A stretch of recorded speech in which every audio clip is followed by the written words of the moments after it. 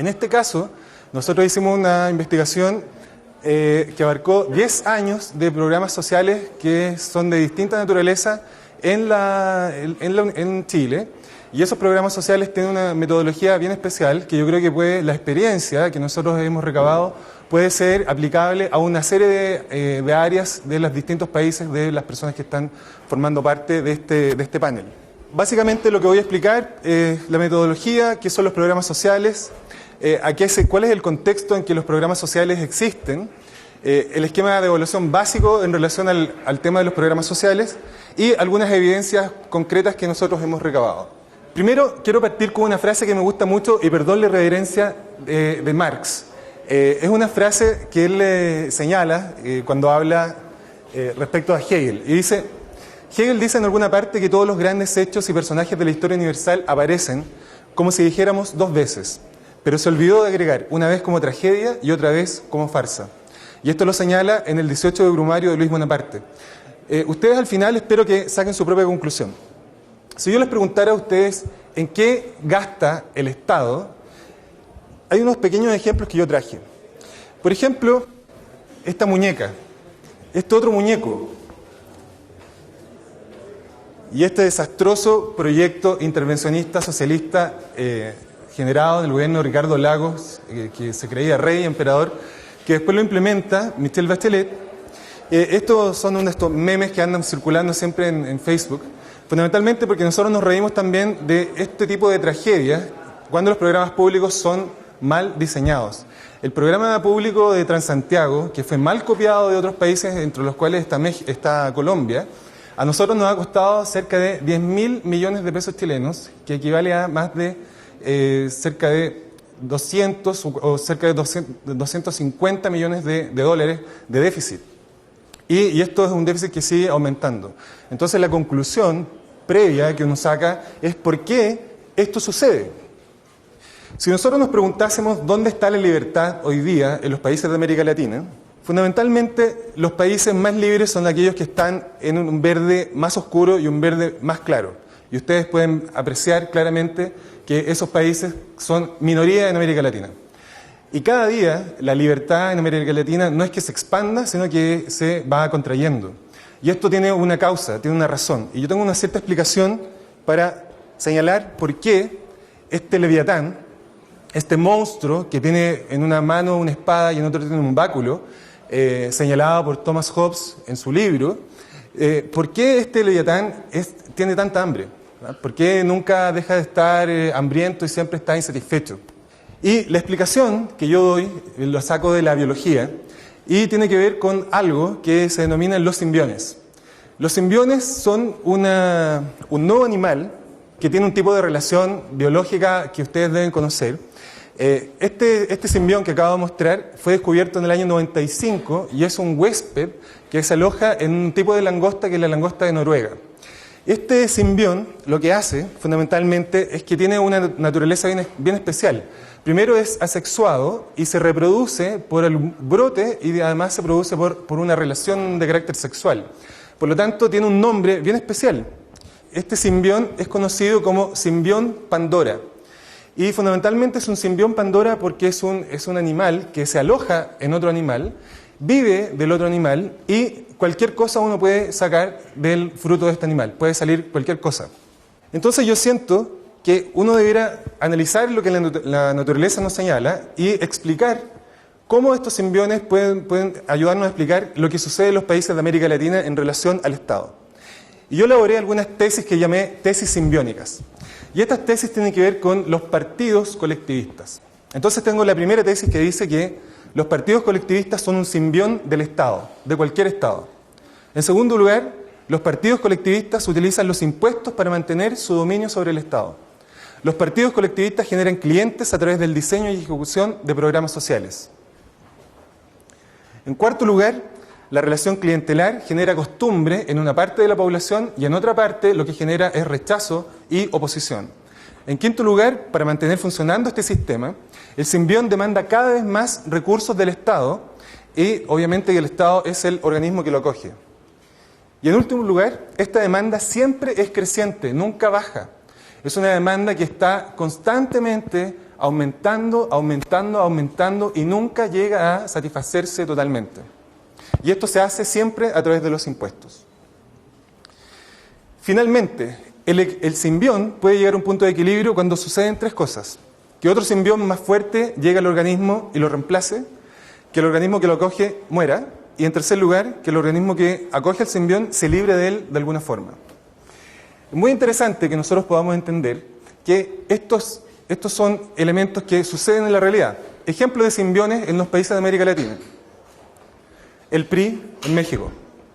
El PRI es un partido que tardó prácticamente 73 años en salirse parcialmente del Estado. Y nunca se salió completamente. El PRI es el Estado en México.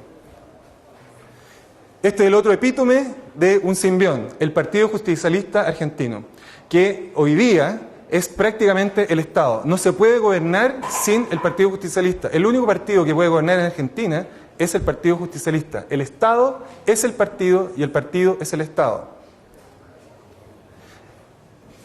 El comandante que hablaba con los pájaros. Michel, también. Y su coalición Nueva Mayoría. Estos son ejemplos claros de elementos a través de los cuales nosotros podemos entender que los simbiones son elementos que existen en la naturaleza y también desde el punto de vista de la politología nosotros podemos aplicarlo de un punto de vista análogo en lo que pasa en los distintos países de América Latina.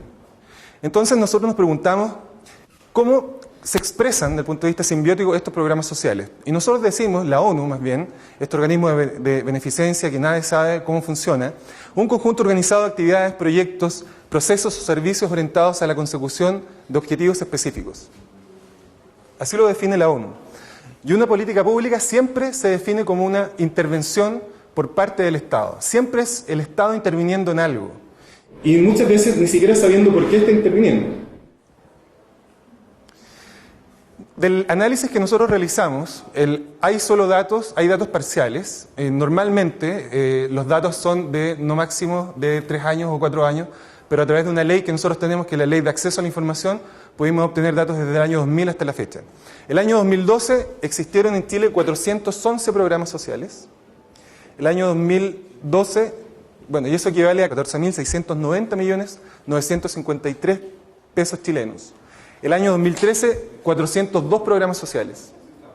Y el año equivalente a cerca de 15.449 millones. Y fundamentalmente, el año 2014 eso está en revisión porque cambiamos nosotros de gobierno y hoy día hay programas sociales que algunos se eliminaron y otros se están manteniendo. Pero lo interesante es ver lo siguiente. ¿Cómo se evalúan estos programas sociales? En Chile, del punto de vista de la teoría y de la práctica, hay una institución que es el Ministerio de Hacienda, que tiene un brazo armado, que es la Dirección de Presupuesto. Esa Dirección de Presupuesto tiene un panel de expertos, que son 3 normalmente, y esos expertos emiten un informe.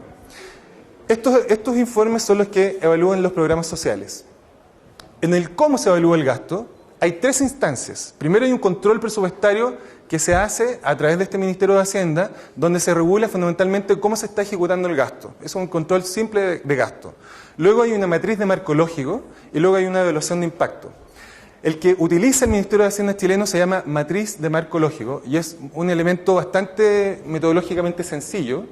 Yo no lo voy a explicar en detalle, pero fundamentalmente es eso. Es una matriz de 4x4, donde verticalmente y horizontalmente tenemos 2 lógicas diferentes. Verticalmente tenemos el fin de un programa público, el propósito de un programa público, el componente de un programa público y las actividades asociadas al programa público. El fin fundamental es un meta objetivo. Es, por ejemplo, mejorar el medio ambiente y esas definiciones tan poéticas que de repente nos tiene acostumbrado el Estado. Propósito es lo que en concreto el programa público pretende hacer. El componente son todos los elementos que el programa produce de bienes o servicios y las actividades son aquellos elementos que nos permiten lograr ese programa público que exista. Y horizontalmente tenemos los indicadores de gestión, los medios de verificación y los supuestos. Todo esto falla. Pero además hay una segunda metodología, que es la que yo utilizo, y Chile incipientemente la está realizando, que es la metodología de evaluación de impacto, que la promueve el Banco Mundial y la promueve también el BIP. ¿Qué se gana con esta evaluación de impacto? La evaluación de impacto es una evaluación de carácter científica que durante un año al menos, y ojalá por un par de años, 2, 3 o 4 años, un grupo de personas, un grupo de analistas, revisa cómo un programa público funciona desde el punto de vista de un programa piloto en la realidad. Recoge los datos y luego con esos datos lo que hace es elaborar un diseño lo más acabado posible para que el programa no falle y no se despilfarren recursos. Eso que en la teoría funciona también, en Chile se utiliza en menos del 10% de los programas públicos. Y eso nos lleva a suponer que la otra metodología, que es el marco lógico, que es la metodología que predomina, es una metodología que no sirve fundamentalmente para casi nada. Esa evaluación de impacto tiene 6 etapas o fases y fundamentalmente consiste en analizar los objetivos de un programa. Nosotros vamos a ver en los datos que nosotros encontramos en esta investigación que gran parte de los problemas de los programas públicos tiene que ver con los objetivos. Los objetivos están mal diseñados, el castellano que se utiliza no lo entiende nadie, salvo el que lo elaboró, o su madre, digamos, o su padre, no sé, y nadie más. En segundo lugar, las características y efectos del programa. Y esto es una de las partes más interesantes, porque gran parte de los programas públicos fallan, por ejemplo, en el ámbito del ingreso al programa, la gente que se selecciona al programa. Yo recuerdo en una investigación que hicimos con alumnos de la Escuela de Gobierno de la Chile, que una alumna fue a investigar un programa de servicio de la mujer, nacional de la mujer. Y ellas encontraron, y yo después revisé otros informes, encontramos que las personas habían sido seleccionadas yendo a una feria libre, que es como una suerte de mercado donde venden frutas y verduras. Y llegó un funcionario de este ministerio, una funcionaria, y preguntó a viva voz quién quería ser parte del programa. Y un montón de señoras le dijeron que sí, le ofrecieron torta, tomar, no sé, té, queque, galletas, etcétera. La pasaron espectacular, pero el programa no sirvió para nada. Y en eso se gastaron 480 millones de pesos, que es más o menos $800.000, para que ustedes tengan una idea. Entonces, la selección del programa tiene que ver siempre con el ingreso, y el ingreso muchas veces es lo más malo que tiene un programa. Luego tiene los componentes. El componente significa cómo se estructura el programa en la realidad. Luego los efectos, que es cómo nosotros esperamos que el programa funcione y qué es lo que efectivamente el programa está siendo ejecutado. Y finalmente, que es la parte más difícil de evaluar o modelar, son los que se denominan los factores exógenos del programa, que son todos aquellos factores que siempre están interviniendo en un programa y que pueden afectarlo positivamente o negativamente. El paso 3 es el paso de identificación de las preguntas de evaluación que nos indican fundamentalmente cuáles efectos nosotros, de todos los efectos probables de un programa, vamos a evaluar y qué se quiere conocer de los efectos del programa. Y acá, fundamentalmente, hay 3 grandes elementos. Nosotros queremos conocer cómo funciona el programa en el tiempo, la incertidumbre asociada al programa, que pasa, por ejemplo, si cambian las autoridades públicas. Eso afecta siempre a los programas públicos. Los costos del programa. Hemos encontrado cosas terribles, por ejemplo, los costos. En un programa público chileno que está muy bien evaluado por el ministerio respectivo, en la investigación que señalamos, encontramos que el programa de cada 100 pesos chilenos que tenía, 62,5 pesos se gastaban en burocracia, en gastos administrativos. Y el resto simplemente llegaba a las personas que teóricamente iba a llegar, o sea, totalmente ineficiente. ¿Qué se quiere conocer de los efectos del programa? Y fundamentalmente tenemos 4 elementos. La magnitud, esto es, cuánto el programa debe afectar o no a una zona determinada o a una población determinada. ¿Cuáles son los cambios diferenciales entre los grupos? Generalmente en la evaluación de impacto uno compara 2 grupos. Un grupo que se llama experimental y hay un grupo que se llama control. El grupo control es aquel grupo en el cual nosotros no estamos haciendo la investigación, no le aplicamos ningún estímulo y simplemente lo dejamos como observación. Y luego está el grupo experimental, que es el grupo al cual nosotros le aplicamos el estímulo, esto significa el programa público. Y se supone, en teoría, que cuando hacemos un programa público, el grupo experimental, todas las variables constantes, tiene que experimentar cambios sustanciales. Y desgraciadamente, en parte importante de los programas públicos, los cambios son absolutamente poco, en general, de muy poca magnitud o totalmente inexistentes. Y finalmente, la eficacia y la eficiencia, que ya la voy a explicar. En el paso 4, la selección de los indicadores. Los indicadores son fundamentales. Si nosotros no tenemos indicadores, los indicadores es lo mismo que cuando uno toma algo y quiere saber la fiebre que tiene, ¿cierto? Un termómetro. Esos son los indicadores de gestión. Y fundamentalmente, el punto de vista de la evaluación, la fórmula para evaluar, fundamentalmente es el cambio, la I primera que está acá, se supone la acción con el efecto y se le resta a la situación original que tenía el programa público o el grupo que nosotros estamos investigando. Si la diferencia es de magnitud importante, esto significa, por ejemplo, superior a un 10% en el cambio de las condiciones iniciales, se supone que un programa público funciona bien. Pero en la mayoría de los casos que nosotros investigamos, esa magnitud es inferior al 4%, lo que significa que un programa público de cientos de millones de dólares no sirve para nada. La eficacia tiene que ver con el logro de objetivos, que es el paso 6, y fundamentalmente se evalúa lo que el programa dijo que iba a hacer. Y la eficiencia, que es lo que también a nosotros nos importa mucho, que es la relación de los costos que tiene asociado el programa. ¿Cuáles son nuestros principales hallazgos acá? Fundamentalmente los hallazgos tienen que ver con problemas en los diseños de los programas, tienen que ver con la organización y gestión del programa público, la eficacia, la eficiencia, el nivel de logro del fin, la continuidad de la justificación del programa y la sostenibilidad. Por ejemplo, en la mayoría de los programas públicos que investigamos, nosotros encontramos que hay una grave situación que se denomina inexistencia de la línea de base. En castellano, ¿qué significa esto? Significa que cuando uno hace un programa público, tiene que partir de una base. Tiene que decir, por ejemplo, nosotros vamos a hacer un programa de combatir la pobreza o de la obesidad, por ejemplo. ¿Cuántas personas obesas tenemos en una población? Eso tan elemental, en la mayoría de los programas investigados, es inexistente. Por lo tanto, ¿qué problema tiene eso? Que si nosotros queremos saber si el programa está funcionando o no, no tenemos forma de compararlo contra nada. Entonces las autoridades públicas tienden a decir, sí, el programa está funcionando, hay una cobertura enorme de gente, todos están siendo parte de este programa, pero en la práctica nadie se está beneficiando de nada. Entonces, inexistencia de línea de base es uno de los principales problemas que encontramos. En segundo lugar, y esto es gravísimo, población objetivo mal definida. ¿Qué significa esto? Significa que cuando se diseña un programa público, nosotros claramente tenemos que saber hacia quién esto está dirigido.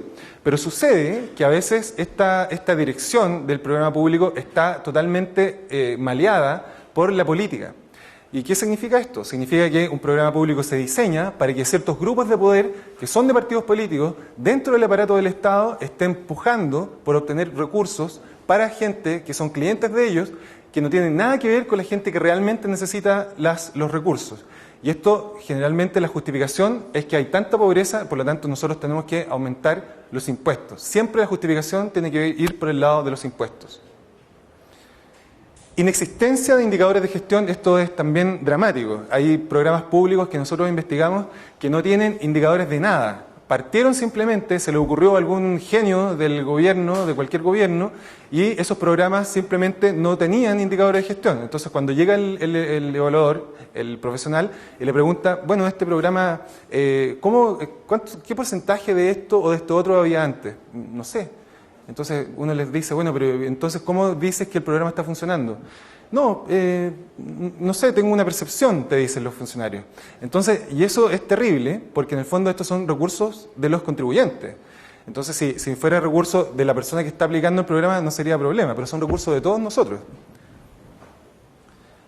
Inexistencia de un modelo de gestión del programa. Acá también es bien terrible, porque los programas tienen en general unas dinámicas propias que implican que tienen un jefe, tienen otro jefe, tienen un subjefe y al final el que trabaja es uno. Hay una máquina de personas que son jefes de jefes de jefes, pero en realidad los que hacen la práctica son, el trabajo práctico es menos del 20%. Yo leí un estudio de Harvard Business Review hace un tiempo atrás que señalaba que del 100% de personas que trabajan en una organización, el que hace el 100% del trabajo es menos del 20%.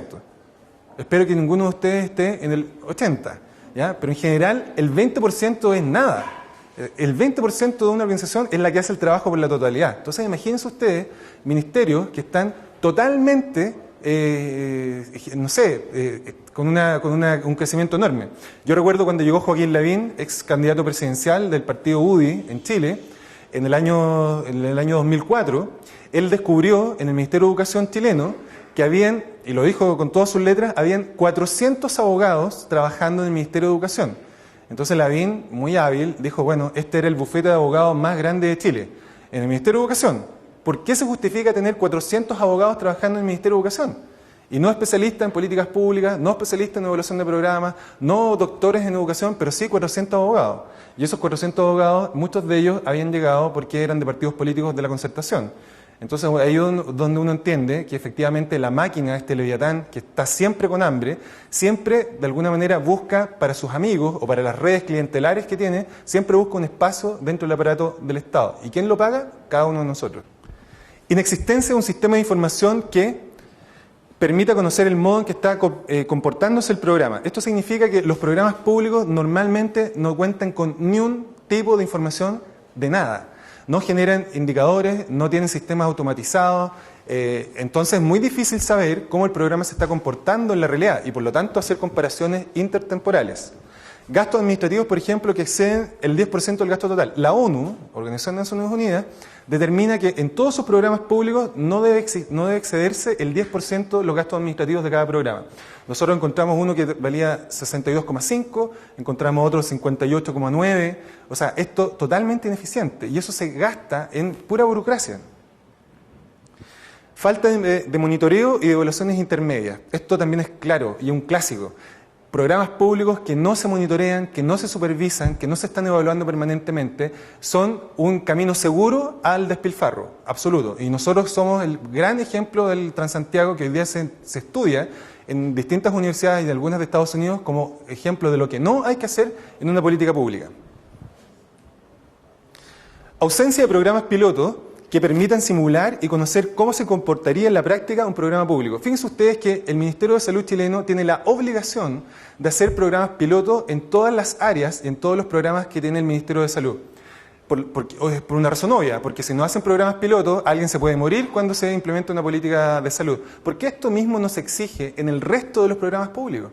Un programa piloto tiene que ser en un momento determinado para una población pequeña, para que uno aprenda si el programa funciona o no funciona, si sirve para algo o no sirve de nada. Y eso no se exige hoy día en los programas públicos chilenos. Entonces, ¿cuál debería ser el rol de un programa público? Uno se pregunta. Y mi opinión es que si el programa fuera necesario, y yo lo pongo en duda, solo debe ayudar a no necesitar ayudas sociales del Estado en el largo plazo. Esto quiere decir más de un año. O sea, nosotros por definición y por defecto deberíamos suponer que nadie debiera depender del Estado. Pero los programas públicos no incorporan esa variable. Al contrario, lo que hacen los programas públicos es generar clientelismo dentro de sus beneficiarios. Y ese clientelismo lo que genera es una puja, una pugna por obtener más recursos y esos más recursos siempre se manifiestan en taxes, en impuestos. Por lo tanto, los programas públicos deberían estar orientados a que la gente, en vez de ser más dependiente, sea más independiente. Pero los programas públicos chilenos investigados por nosotros, fundamentalmente, en vez de generar independencia, lo que generan es dependencia. Y tengo fundamentalmente dos recomendaciones, que es lo que nosotros estamos desarrollando en este minuto en Chile. Primero, promover una legislación que obligue, en este caso, a los distintos ministerios y servicios públicos, y esto también lo podrían hacer cada uno en sus países, que obligue a la existencia de programas pilotos previos en el diseño y en la evaluación de los programas públicos. ¿Por qué? Por una cosa sencilla, porque cada vez las necesidades sociales teóricamente son más complejas y los programas pilotos nos ayudan a evitar el despilfarro. Pero fíjense ustedes que el gobierno de Piñera, un año antes de terminar, manda un proyecto de ley al Congreso y ese proyecto de ley generaba una agencia de diseño de políticas públicas de carácter obligatorio. ¿Qué es lo que hizo la Concertación o la nueva mayoría? Cuando accede el gobierno socialista, lo que hace es sacar ese proyecto de ley, terminar con la urgencia de ese proyecto de ley, precisamente porque a ellos no les interesa ser eficientes en los programas públicos. Y es lo mismo que hace la gente de Kirchner en Argentina, es lo mismo que hace el Partido Socialista de Venezuela, es lo mismo que hacen los distintos gobiernos, especialmente el gobierno brasileño, que se ufanó de haber terminado con la pobreza, pero eso es una falsa imagen que dieron al mundo, porque terminaron con la pobreza y cuando comenzaron los problemas económicos, la gente que había teóricamente salido de la pobreza volvió exactamente a la misma situación o peor inicial. Eso quiere decir que los programas públicos generan dependencia y no generan independencia. Por lo tanto, lo segundo que nosotros promovemos y la segunda recomendación es un monitoreo constante por parte de los individuos de cada programa público. Y es una cosa tan obvia, pero fíjense que por obvia no se hace. Los países de América Latina, uno de los grandes déficits que tienen es respecto al control de sus autoridades públicas. Hay, por ejemplo, hay un rol muy importante en la prensa, pero también los ciudadanos. Yo cuando le pregunto a mis alumnos, ¿cuántos de ustedes le escriben a sus diputados? ¿Cuántos le escriben a sus senadores? ¿Cuántos saben a dónde fue su alcalde con fondos públicos al extranjero? Unos alcaldes chilenos fueron a hacer una pasantía tecnológica a Corea. Y resulta que un medio de comunicación encontró que lo que habían hecho durante todo el día era ir a los malls, ¿ah? Ir a comprar ropa, de vacaciones, unos se fueron a la playa, pero habían gastado plata para irse de vacaciones a Corea en este caso, y fundamentalmente con fondos públicos. Entonces, cuando uno no sabe lo que hacen sus autoridades públicas, las autoridades públicas tienen la tentación de hacer cualquier cosa y ojalá ocultar lo que están haciendo. Entonces eso es una condición para que nosotros como ciudadanos, como individuos libres, nosotros podamos generar un control de un Estado limitado y no un Estado ilimitado como quieren en general las izquierdas en nuestro país, en nuestros países en general. ¿Qué palabras finales tengo al respecto? Que la conclusión es que fundamentalmente los programas públicos son la expresión de una relación simbiótica entre un partido político, el Estado y, obviamente, a través de los impuestos que se sacan de los ciudadanos libres, que en el fondo cada vez tienen una carga mayor. Yo leí el otro día una comparación de cuáles son los países que tienen más tasa impositiva en el mundo, y Argentina tiene la segunda tasa impositiva más grande del mundo, tiene cerca de un 66%. Pero hoy día, los países que teóricamente, como ustedes vieron al principio, somos más libres, como Chile, que de los 10 países que en el fondo son más libres por este índice de libertad económica, Chile está en el 10º lugar, pero hoy día tenemos una legislación donde nos aumentaron los impuestos, donde se está limitando la libertad de emprendimiento en la educación, etc. La libertad nunca es gratis, la libertad nunca es una rueda clavada, es un tema que uno tiene que estar constantemente luchando porque en el fondo es un desarrollo histórico de los pueblos. Entonces la frase de Marx, y me perdonan la irreverencia, que puse al principio, fundamentalmente aborda eso, que los países de América Latina, a mí por lo menos me da la idea que no entienden o que no aprenden de sus errores. Argentina lleva alrededor de 50, 60 años sumida en una de las crisis más importantes y cada 10 años tiene una crisis fuerte. Y la gente en Argentina sigue votando por las mismas coaliciones que generan esas mismas situaciones. Chile estuvo 40, 50 años fuera de la órbita socialista, fuimos el primer país que derrotó el comunismo en el mundo, pero hoy día el 24% de la población eligió una coalición de extrema izquierda. Y ellos dicen de centro izquierda, pero de extrema izquierda, con banderas de los años 30 y 40. ¿Ya? Y se supone que en Chile eso no puede pasar, y equivocado, pasa. Y hoy día tenemos una presidenta que es muy simpática, pero muy ineficiente. Tenemos Brasil.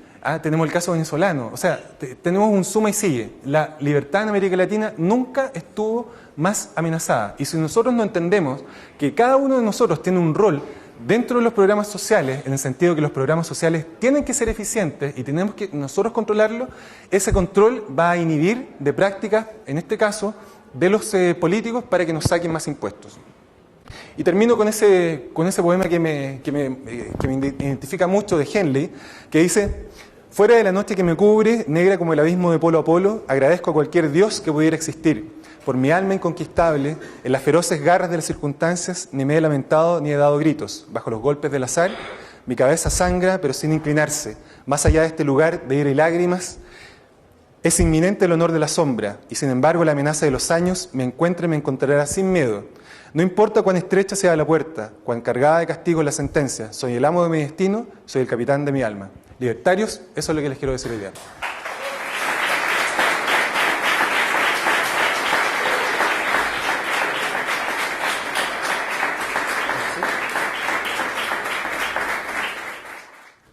Bueno, muchas gracias. Voy a tratar de mezclar dos temas rápidamente para cerrar la sesión de hoy. Tengo poco tiempo, o sea que voy a tratar de hacer un compendio de ambos. Lo primero que quería compartir con ustedes no tiene nada que ver con lo segundo, pero mientras escuchaba la interesante presentación, me quedó pendiente un tema que recoge una experiencia que tuve yo en el Perú desde la parte periodística de la política, pero que de alguna manera grafica bien la exposición que acabamos de escuchar. En el Perú hay, por supuesto, una gran cantidad de programas sociales, y estos programas sociales tienen como finalidad ulterior, o al menos así se presentan, eliminar la pobreza. Ahora, quien ha tenido una instrucción liberal, como todos ustedes, sabe que lo que se debe hacer es generar riqueza y no eliminar la pobreza, porque hay una cuestión de conceptos que hace que eliminar la pobreza sea una lucha quijotesca contra una cuestión que en realidad no existe. Dentro de esta perspectiva, yo hice un experimento interesante hace algún tiempo, que es que en el Perú hay dos instituciones cuya información es de carácter público que nos permiten conocer de alguna manera la eficiencia del Estado a la hora de conocer quiénes son los pobres. Y me explico.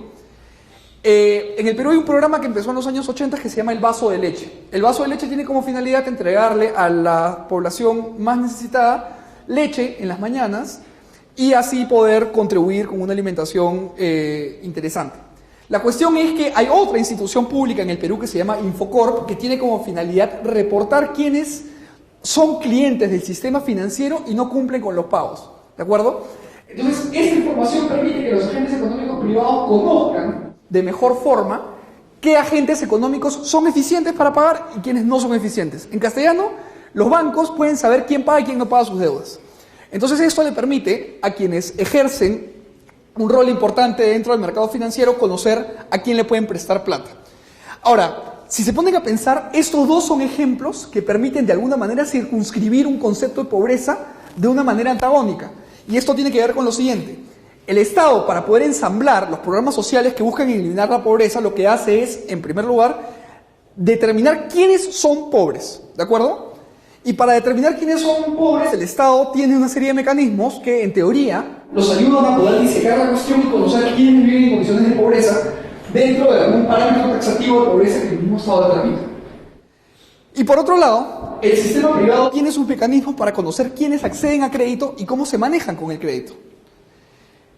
La cuestión está en que cuando yo crucé la lista del Vaso de Leche con la de Infocorp, con un Excel muy sencillo, encontré que habían muchos peruanos que estaban inscritos en el Vaso de Leche y que le debían plata a los bancos.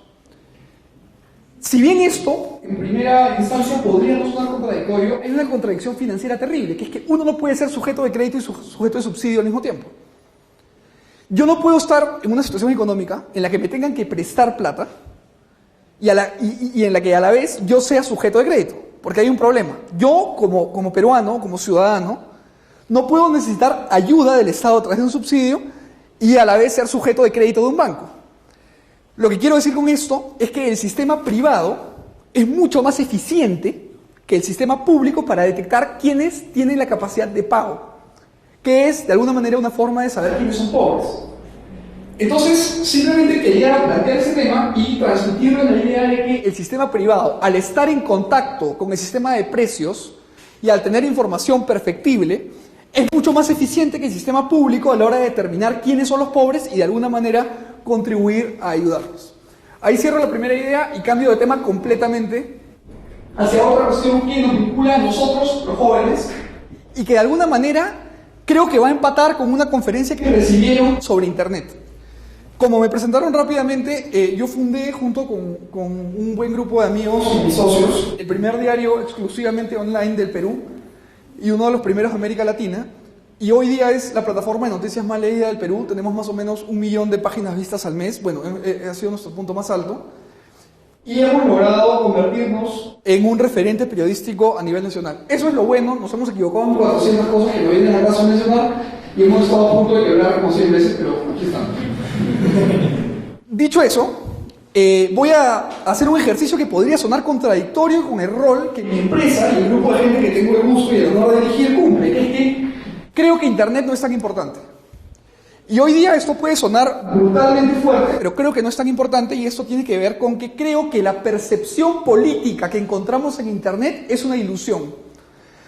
Yo no sé quiénes de ustedes tengan Facebook o Twitter, me imagino que la mayoría por la edad del universo, pero les puedo asegurar que todos ustedes deben ser una minoría muy pequeñita en Facebook y en Twitter que defiende libertades tanto civiles como económicas y que se encuentra con pendular frecuencia con grandes mayorías de izquierda, progresista e intervencionista o de derecha conservadora. La cuestión está en que mucha gente se pregunta cómo revertir el monopolio de la izquierda en las redes sociales. Y yo no creo que ese monopolio exista. Y les voy a explicar por qué es que creo que hay una percepción monopólica en cuanto al mundo de las ideas y el Internet. El Internet, como saben, es un extraordinario ejemplo de orden espontáneo en el sentido más hayekiano de la palabra, pero ha generado una serie de distorsiones en el tiempo y en la forma en cómo los ciudadanos nos acercamos al tiempo que pueden permitirnos macro percepciones que creo yo son equivocadas. El otro día, conversando con un amigo, le ponía un buen ejemplo de cómo Internet ha distorsionado la forma en cómo pasa el tiempo y la forma en cómo percibimos el paso del tiempo. Les pongo este ejemplo. Les voy a decir 3 conceptos o 3 ideas y ustedes traten de armar una línea de tiempo en sus cabezas, ¿de acuerdo? Las pirámides de Egipto, Cleopatra y el iPod, ¿de acuerdo? Si ustedes trazan una línea de tiempo en su cabeza, es muy probable que aproximen a Cleopatra con las pirámides. Sin embargo, Cleopatra es mucho más cercana al iPod que a la pirámide, ¿de acuerdo? Y esa percepción equivocada del paso del tiempo tiene que ver con la velocidad a través de la cual las comunicaciones influyen en nuestras vidas. Entonces, Internet es un charco de eterno presente, ¿de acuerdo? En Internet no solamente hay que escribir pensando en lo que va a haber pasado, sino en lo que va a pasar después, para que todo sea vigente, porque todo es vigente siempre. Entonces, esto ha traído una cuestión muy particular, que es que la primera cuestión que nos permite generar espíritu de cuerpo es conocer cuáles son las premisas bajo las cuales un colectivo opera. En esta sala creo que todos somos liberales, o estamos en camino a serlo. Entonces, bajo esa lógica hay aquí un espíritu de cuerpo. Sin embargo, esto solamente ha sido posible porque se nos ha seleccionado, porque operamos bajo un conjunto de ideas que ya conocemos.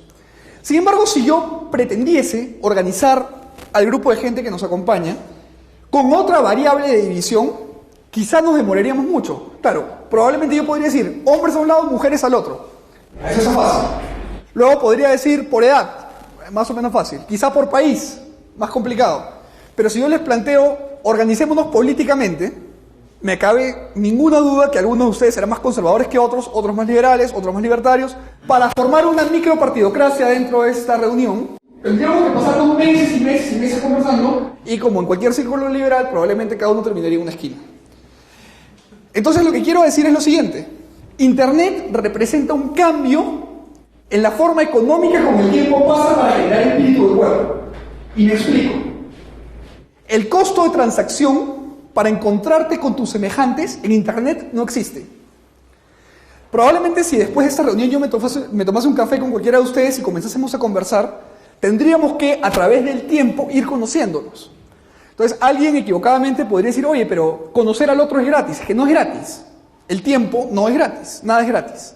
Entonces, el tiempo que yo tengo que invertir en conocer cuáles son sus ideas para ver si pueden ser mis amigos, mis socios, qué sé yo, es muy alto. En Internet ese costo de transacción es muy bajo.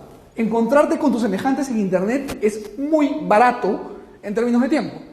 Porque basta con una estructura y un tinglado de likes y de tweets para que yo sepa quién rema la misma canoa que yo. Entonces, eso permite que en Internet se creen microcomunidades de todas las cuestiones que pueden unir a colectivos. Y les pongo un ejemplo. En el Perú, todos los octubres hay corridas de toros. Y en Internet se desata una guerra nuclear entre taurinos y antitaurinos. Si ustedes se meten a ver el Twitter del Perú, todos ustedes creerían que el Perú está al borde de una guerra civil por los toros. Además hay unos antitaurinos maravillosos que amenazan con matar a quienes maten toros, en un acto de coherencia superlativa.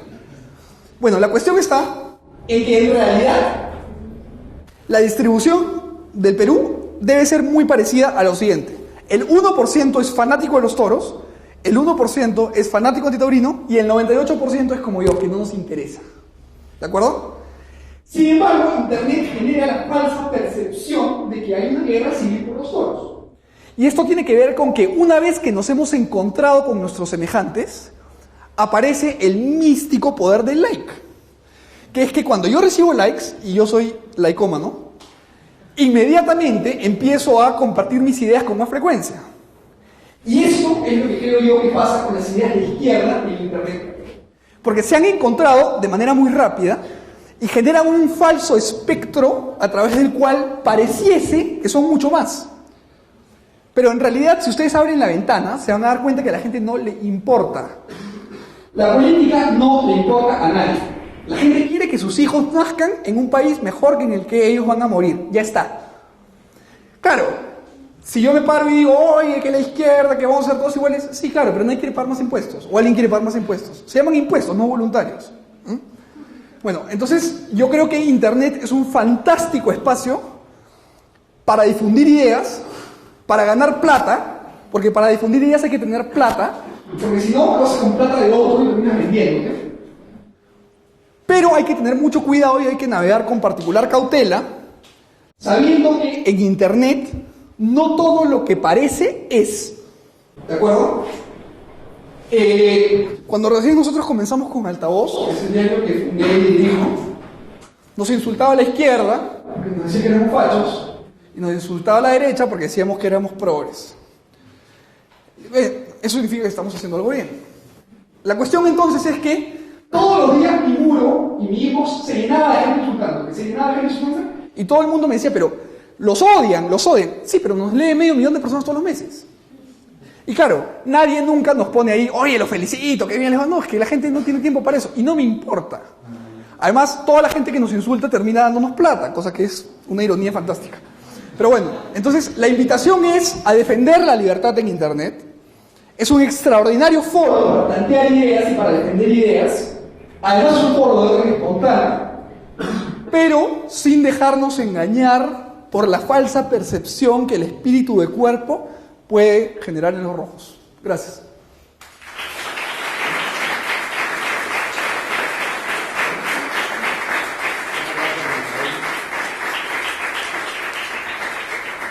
Preguntas para Felipe. Son dos. Una vez se podría tomar un startup civil como un programa social. La segunda es RCE y Joint Venture podría ser un modelo escalable para programa social debido a que hay más controles y demás. Es una pregunta difícil, claro, porque hoy día es tan genérica la visión o la conceptualización de qué se entiende por un programa social que perfectamente startup puede estar dentro de un programa social. Yo siento que sí, es un programa social, creo. Y el segundo, es muy interesante la pregunta también porque hay bastantes casos, especialmente en Estados Unidos y en Canadá, de joint ventures entre asociaciones públicas privadas. Yo estuve estudiando y haciendo una pasantía en Nueva York años atrás, aprendiendo cómo, desde el punto de vista de la seguridad, la ciudad de Nueva York, que en los años 70, comenzando los años 80, era una de las ciudades más peligrosas del mundo. Era una de las ciudades que tenía más asesinatos por cada 100.000 habitantes. Hoy día es una de las ciudades más seguras del mundo. Y fundamentalmente eso se hizo y se logró con el trabajo de William Bratton, que, entre otras cosas, generó una instancia de joint venture entre, por ejemplo, la alcaldía de Nueva York, empresarios que les interesaba atraer gente y no que la gente se fuese de la ciudad, y además organizaciones ciudadanas que son las que controlan el actuar de la policía. Entonces, este joint venture es bastante amplio y permite que las personas tengan un cierto grado de control importante respecto a una política pública tan importante como es el caso de la seguridad. Y eso, ¿por qué no puede ser válido también para otras instancias? Yo creo que perfectamente eso es posible. De hecho, hoy día el ámbito, por ejemplo, en nuestro país existe constitucionalmente establecido el rol subsidiario del Estado, que significa que el Estado, cuando el privado no pueda o no quiere intervenir en la vida económica, es el Estado el que tiene que intervenir. Por eso nosotros tenemos hoy día concesión de carreteras, las comunicaciones están privatizadas, el agua está privatizada, la luz eléctrica está privatizada, prácticamente tenemos todo privado. Y eso precisamente porque el Estado se ha retirado y ha permitido que, por una parte, regule ciertos ámbitos del Estado, que yo no estoy de acuerdo con la regulación, pero sí que los privados sean los que llevan la voz cantante en la incorporación de asociaciones que pueden ser con el Estado o no, o con instancias incluso que son del organismo civil. Eso perfectamente es posible, y lo creo posible y tal vez también lo creo necesario. Bueno, primero, algún caso de éxito en Latinoamérica, un programa social que haya sido fuerte y que ya haya o desaparecido o que esté dando un resultado distinto. Y segundo, trabajo en el área digital y en algunos estudios aparece que la penetración de smartphones en Guatemala es muy alta, pero la ignorancia para el uso también es altísima. Entonces podemos hablar de un par de millones de smartphones circulando, pero los periódicos tienen, el que más tiene 1 millón de fans y prácticamente la misma gente que sigue un periódico sigue a todos los otros medios.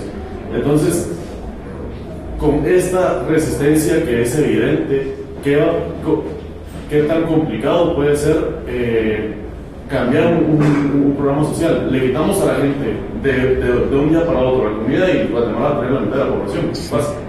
Entonces no podemos venir y quitar la bolsa y ya, o quitar el subsidio. O sea, hay una reflexión escolar para los niños, está buenísimo, pero ¿cuál va el costo de eso? ¿Qué tan difícil puede ser al momento de aplicarlo? Bueno, es una pregunta también difícil porque los casos exitosos que nosotros encontramos fundamentalmente están orientados al emprendimiento social. Pero hay casos y casos. Históricamente los programas que evaluamos comenzaron siendo muy malos, después comenzaron siendo menos malos y luego ya vieron la luz y de alguna manera lo que generaron es que las personas desarrollasen habilidades empresariales que les permitió, por ejemplo, aumentar su ingreso disponible medido desde la línea de base, desde un año base hasta la actualidad.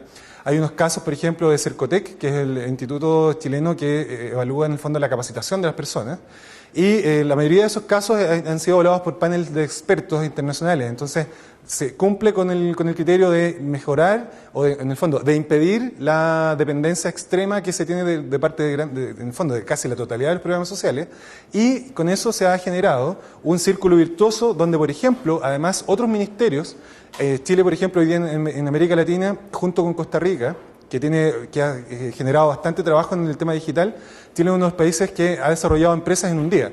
Tú en Chile, por ejemplo, quieres iniciar una empresa y la puedes iniciar, puedes partir a las 9 de la mañana y a las 2 o 3 de la tarde ya tienes tu empresa con los timbres, con todas las autorizaciones del Estado. Perfecto. Y eso fue producto de un viaje que hicieron un grupo en el fondo del Ministerio de Hacienda, que fue a Dinamarca, que fue a España, que fue a Nueva Zelanda. Trajeron ideas a Chile y en el fondo esas ideas se plasmaron en la empresa en un día. Entonces, eso genera un aumento y mejora de la calidad de las empresas enorme. Incluso para cerrar empresas, hoy día tú la puedes cerrar en menos de una semana. Y eso antes se demoraba 6, 7 meses, 8 meses. Todo eso se puede valorar en términos de dólares y en términos de pesos chilenos. Y eso ha generado también que esos recursos que antes se gastaban o se despilfarraban se pudiesen reorientar hacia otros fines más rentables. Bueno, sobre la pregunta de los medios de comunicación y en particular el caso de la penetración de los smartphones, les voy a dar la tesis que yo considero y además espero con toda convicción no estar equivocado porque eso significaría que no tengo dónde caerme muerto porque no tendría ni $1. Pero a ver, la cuestión es la siguiente. Cada vez que un nuevo paradigma en cuanto a la difusión de información en las comunicaciones aparece, se cree que el anterior va a desaparecer. Si revisamos la historia de las comunicaciones, cuando se inventó la radio, se dijo que el periódico desaparecía. Cuando se inventó el televisor, dijeron que la radio desaparecía. Y ahora que se inventó el internet, dicen que el papel desaparece. Yo creo que nunca va a pasar eso. Lo que yo creo es que hay una reorganización de los agentes económicos de un mercado y que comienzan a satisfacer demandas distintas. De hecho, esta tendencia hoy día ya la pueden encontrar. Ya la pueden encontrar porque los diarios impresos tienen mucha información de opinión y de investigación. Y cada vez tienen menos titulares, porque los titulares los encontramos en Internet. Entonces, sobre lo que yo creo que está pasando y cómo podemos utilizar Internet para difundir las ideas que nos permitirían plantear cuestiones tan eficientes como esta, yo creo que lo que va a pasar es lo siguiente. Evidentemente, hay una curva de aprendizaje en cuanto a la forma en cómo nos aproximamos a los smartphones. Yo tengo 25 años y no estoy muy seguro de cómo funciona el mío. Pero te puedo asegurar que ellos dos, que no creo que lleguen a 12 o 13, los pueden manejar perfectamente. Me pasa lo mismo en mi casa. Mis primos, que tienen 6 y 8 años, usan mi celular mejor que yo. Yo no tengo idea cómo funciona. Uso el teléfono. Entonces, hay una curva de aprendizaje y la apuesta que yo he hecho, y espero no estar equivocado, es que ellos nunca van a leer el periódico en papel. Porque cuando se comiencen a aproximar a la política y a las cuestiones vinculadas con su carrera, lo harán a través de su celular, o a través de un tablet, o a través de una computadora. Hoy día el grupo más importante en medios en el Perú se llama el Grupo El Comercio. ¿Ya? Es un grupo muy importante que tiene hoy día una capacidad que a nosotros nos convierte en minúsculos por dos cosas. Tiene una capacidad de imprenta brutal y tienen la mejor logística de todo el Perú. Pueden poner papel en todas las casas del Perú en 2 horas, literalmente. La apuesta cuando yo construí la empresa, junto con mis socios, era ser el diario más leído en español del mundo. Esa era la apuesta. Yo sé que suena extremadamente ambicioso y quizá un poco opiáceo, pero cuando empezamos queríamos fundar una compañía con 50.000 soles, que son más o menos $20.000, y ya tenemos prácticamente 2 años y mal no nos ha ido. Entonces, con eso en mente, la apuesta es por un cambio, un trasvase en la matriz tecnológica a través de la cual nos enteramos de las cosas. Y si todo sale bien, claro, en los próximos 5 o 10 años seguiremos teniendo la parte más gruesa de una campana de Gauss de distribución de gente con lectores de papel. Pero la apuesta es que en 5 o 10 años todo el mundo lea el periódico a través del smartphone o la tablet o la computadora. Espero no haberme equivocado porque he puesto todas mis fichas en eso. ¿Cómo cambiar ese paradigma de los gobiernos de crear personas independientes al Estado al momento de hacer programas sociales? Bueno, esa pregunta es muy difícil. Voy a intentar responderla de otra forma. Hay un autor marxista, yo creo que ustedes tienen que leer sobre marxismo, pero léanlo rápido para que nada les quede, ¿ya? Hay un autor marxiano que es Antonio Gramsci, y Gramsci escribió Los cuadernos de la cárcel, y escribió Los cuadernos de la cárcel su teoría de cómo llegar al poder, y la forma que lo escribió fue de una manera bastante oscura. Hay muchos filósofos de la historia que son oscuros. Heráclito, por ejemplo, era conocido como Heráclito Nictés, el oscuro, porque usualmente la manera de hablar era una manera que poca gente podía comprender. ¿Por qué te estoy contando esto? Porque Gramsci sostiene que la manera de acceder al poder político en Occidente no es a través del poder político violento, como lo hizo Lenin a través del Estado y la Revolución, sino que es captando la cultura. Y a través de la cultura es la que cambia las conductas. Entonces, eso es muy difícil de hacer, pero muy fácil. ¿Y por qué digo que es muy difícil y muy fácil? Porque en nuestras sociedades, ayer yo vi en el panel que alguien puso fin al marxismo cultural. Yo creo que eso es muy claro, porque el marxismo, desde el punto de vista de una expresión política, hoy día es el paradigma que domina las ciencias sociales. Entonces, cómo las conductas han ido cambiando en países, por ejemplo, como el mío, que es uno de los países más libres del mundo hasta ahora. Pero eso no significa que en el futuro vaya a serlo. Entonces, para responder tu pregunta, creo que sinceramente uno debiera estar donde está la cultura. Muchos de ustedes deberían ser académicos. Muchos de ustedes deberían estar en diarios, en medios de comunicación. Muchos de ustedes deberían estar en Twitter. Muchos de ustedes deberían estar en Facebook. Muchos de ustedes deberían escribir libros. Muchos de ustedes deberían escribir novelas. Cuando uno está en la cultura, esto es igual que las leyes de la física, no existe el vacío de poder. No existe, menos en politología. Cuando uno no está, otro está. Entonces, la manera de responder a esto es que uno deberá estar en los ámbitos culturales para combatir esas ideas que son perniciosas y promover aquellos círculos virtuosos que a nosotros nos interesa promover. Esa es la explicación que yo puedo dar. Yo, si me permiten, quiero complementar una cuestión muy breve con respecto a lo que él ha dicho. Yo creo que los liberales no solamente tenemos que hacer un esfuerzo por traducir las políticas públicas a una forma más eficiente, sino que tenemos que hacer un esfuerzo consciente por convertir nuestro discurso en un discurso digerible.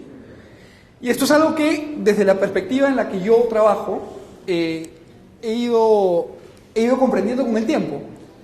Por ejemplo, decir que vamos a eliminar el sueldo mínimo, cuestión con la que estoy completamente de acuerdo, es una pésima idea. Políticamente, claro, aquí lo podemos decir fantástico, ¿no? Nos entendemos, costo de transacción, ya perfecto. Pero si yo me paro en un balcón y digo que voy a eliminar el sueldo mínimo, me van a matar. Ya, bueno, y se van a burlar de mí y me van a ridiculizar, como suele suceder con buena parte de mis amigos liberales.